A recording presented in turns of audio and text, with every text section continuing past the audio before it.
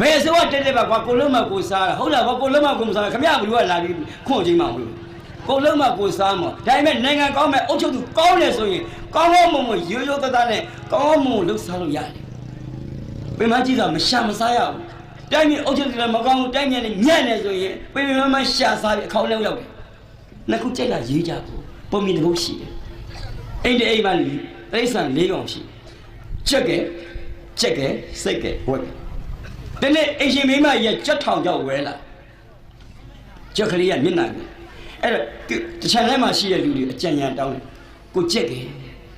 ကျွန်တော်တို့ခင်ဗျားမှာအကြံရှိကျွန်တော်ကြက်ထောင်ကြောက်ကျွန်တော်မှားတယ်ကျွန်တော်သိတော့မှာကျွန်တော်တတ်ဖို့ကြောင်းနေပြီဒီကြက်ထောင်ကြောက်ရအကြံဉာဏ်ရှိပြေးစမ်းပါဗျာ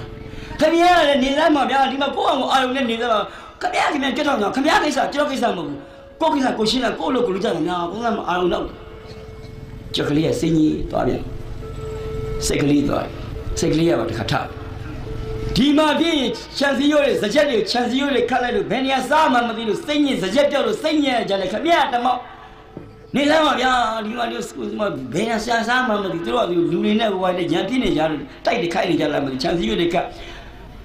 ကိုစားကြလို့မရှိဘူးကြက်ပဲစားနေရတယ်ခင်ဗျာတမောက်ကိုကိစ္စကိုရှင်ကျွန်တော်လည်းဘာမှမဆိုင်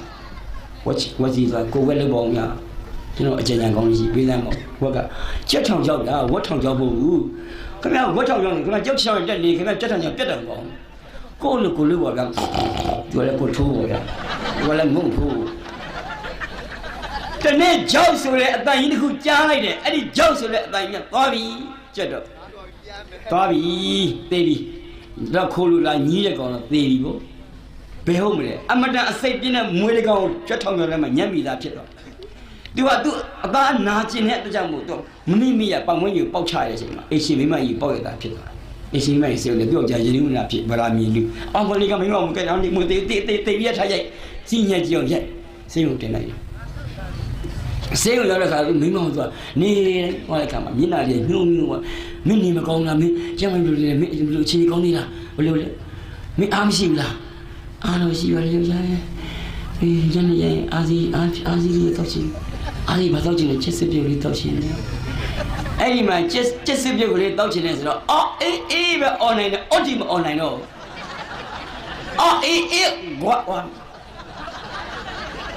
ကိုနဲ့မဆိုင်ပါဘူးလို့ပြောရတယ်ငါနဲ့မပတ်သက်ပါဘူး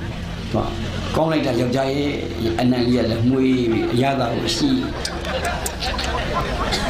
နော်4ရက်5ရက်လောက်ကြာတဲ့ခါကျယောက်ျားကြီးတဲ့ပတ်စံကုန်ကြီးတဲ့ဒီမှာ